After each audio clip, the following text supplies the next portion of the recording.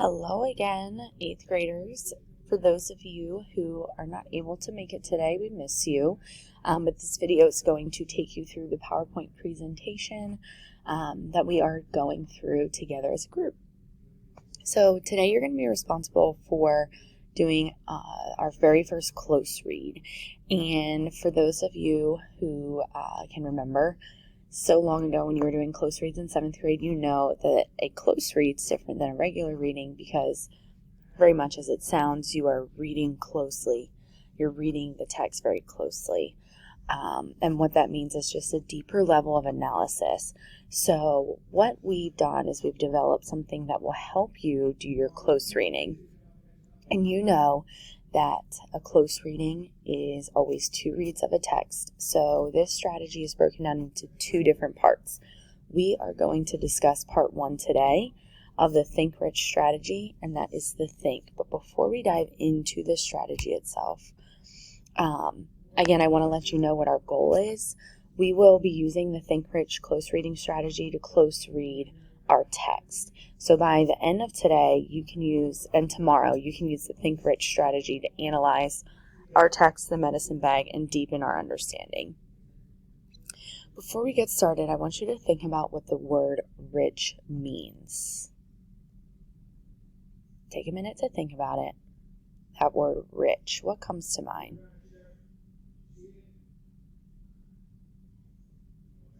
Now, the word rich, people normally think about money, having a lot of it. However, the word rich has multiple meanings. When we're reading, we're not talking about money, okay, in a literal sense. When we're reading, we're looking for rich thoughts, questions, connections, discussions, okay? When we're talking rich, we're talking the value of something, not the monetary value as in like dollar bills, like hundreds, 20s, 10s, and 5s. We're talking how awesome is your idea, okay? How deep are your thoughts? How good are your questions? How amazing are your connections? What are you adding to the discussion? So how do we do that with the text? And that is the Think Rich strategy. So first, what we do is we think, okay? All we do is we think. This is your first reading of the text. So when you go through and you read the very first time, you are not going to annotate, okay? You might mark the text, but you're not going to create full-on annotations. So there's 5 different parts to the think part of the Think Rich strategy, and there's 5 different things that I want you to do when you first read that text. The first thing you're going to do is look at the title. And you're going to ask yourself, what is that title? And what does that title remind me of? The second thing you're going to do is look at the headings, okay? What does the text have? Does it have settings? If so, what are the topics of those headings? If there aren't any settings, what does that tell us about the text? Is it possibly a piece of literary text as opposed to a piece of informational text? I also want you to look at the pictures. So look at the images, but also look at the other text features. Is there any bulleted print? Is there any italicized print? Is there any bold print? What text features caught your attention and why did they catch your attention? I also want you to look at vocabulary, anything that stands out. So when you're reading this, if there's a word that you don't know, you're going to circle it. The great thing about the Think strategy is that you do not have to write full-on annotations. We're just marking, so all you have to do is just circle that new vocabulary. And then last but not least, after you've looked at all 4 of these things, I want you to jot down any questions that you have. So as you're reading, if you have a question, you would mark it down, okay? You can put a question by it in the margin. You'll have a graphic organizer. You can mark the question on your graphic organizer because the goal of questioning the text is being able to answer them later on.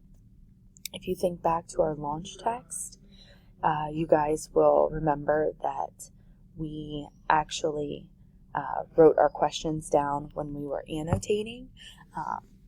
And we were just trying to show you how to actually annotate. So we kind of skipped the first part of the Think Rich strategy, but you guys will see it in action later on. So, as I had said, when you're thinking about the title, what does it remind you of? And what do you know about the topic? Can you make a connection to it? Remember, when we're thinking deep, we want to go a little bit deeper into the title than just what is it, okay?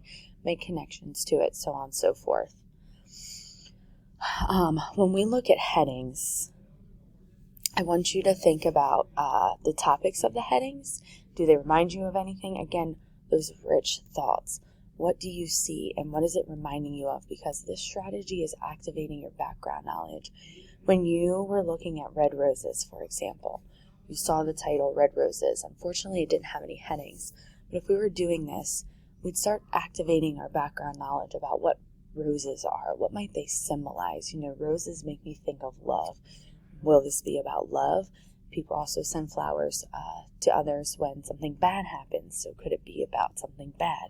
And those, again, are questions that you're asking yourself. And then if there are any headings, you can connect them to the title. And, you know, we're looking for those rich connections. So when we look at images and other text features, I want you to think about what they are, why they caught your attention, and then again, how they connect with the title or the headings. This is going to let you kind of decipher if a text is literary or informational, because that changes how you interact with the text. When we have new vocabulary, what vocabulary, you know, are you expecting? What did you notice? Oh, excuse me. When we had red roses, because I knew that roses, you know, signified either something great or something bad, I was looking for words with positive and negative connotations. I know that's very broad, but because it could be dealing with topics such as love or death, those are very emotional events. So when we're talking emotional vocabulary, I was going to look for descriptive language, sensory language, and that vocabulary was strong, either positive or negative connotations. And I think that you guys saw that that piece of text did have that. And then last but not least, those questions. Just jot down all those questions that you have, because in the rich strategy, that's what we're going to, you know, do, is answer those questions. So what does this look like? Let's go ahead and try it. We're actually going to do this with the text, the medicine bag. So what I'm going to have you do is log into Clever. And once you're in Clever, I'm going to have you go to our Savvis EasyBridge. And once you're in the EasyBridge, remember you always click the Savvis Realize button. We always use classes. Now remember, my screen looks a little bit different because I'm on the teacher version. Because now that you guys have assignments open, I don't want to mess with your assignments, things that you're turning in for a grade. So you're going to click on the medicine bag. And it's probably going to make you click on it again. Sometimes it takes a while to load, unfortunately. But, you know, just give it time to think. We got to roll with the punches with this technology. So as I had showed you guys before, the title will always be up here. What's great about our text now is that we have background, and we have information about the author, which is awesome. So if I were thinking about this, you know, title, it says the medicine bag. And then I also see a picture of what looks like somebody in a top hat with a feather. So my mind's already reeling. Now, the wonderful thing is with today, you guys have a graphic organizer where you can actually record your thoughts, and that's located in our folder. So what you'll do is you'll go to the assignment, and up at the top, it'll say My Document, and you'll click that, and it'll open up, okay? What I'm going to do is I'm actually going to open it up on my end so that you can see it, and I'm going to model for you how to write in it. All right, so I have my graphic organizer up, and you are going to have to work between two documents, which is frustrating at times, but remember, we just have to stay calm, okay? So I'm going to go ahead back to my piece of text, all right? And remember, the first thing that we're doing is looking at the title. and asking ourselves what it reminds us of. We're activating that background knowledge. So right off the bat, the title is Medicine Bag. Oop. Now, a medicine bag makes me think of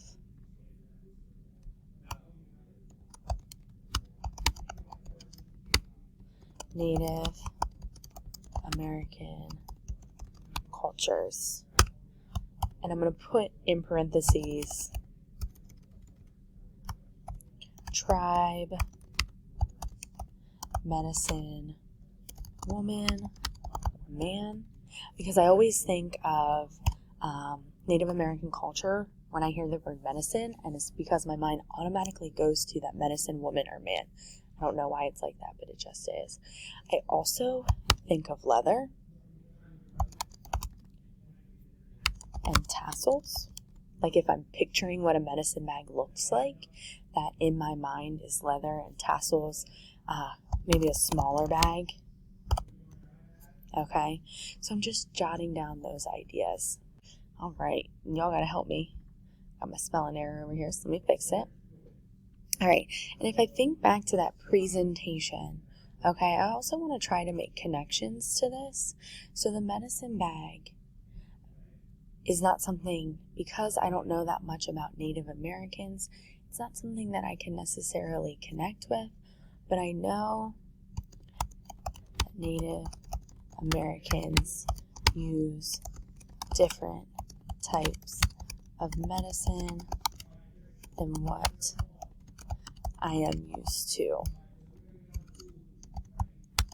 They use herbal medicines and have rituals. They believe in the spirits. Notice how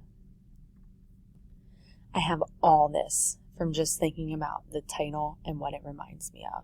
All of this from those three words, the medicine bag, okay? Guys, when we're thinking rich, we have to